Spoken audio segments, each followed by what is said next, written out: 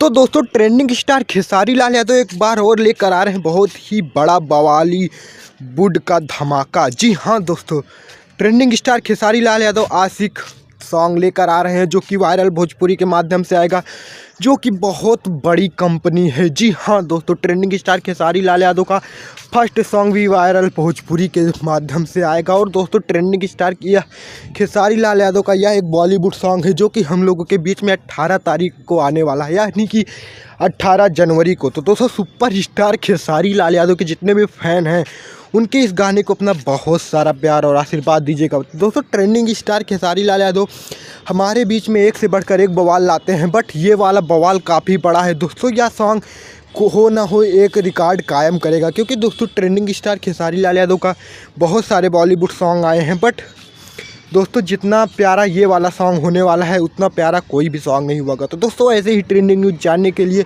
आप हमारे चैनल को सब्सक्राइब कर लें, क्योंकि हम भोजपुरी स्टार से जुड़ी ट्रेंडिंग न्यूज़ सबसे पहले आपको देते हैं। मिलते हैं नेक्स्ट वीडियो में। जय हिंद, जय भारत, जय भोजपुरी जहान।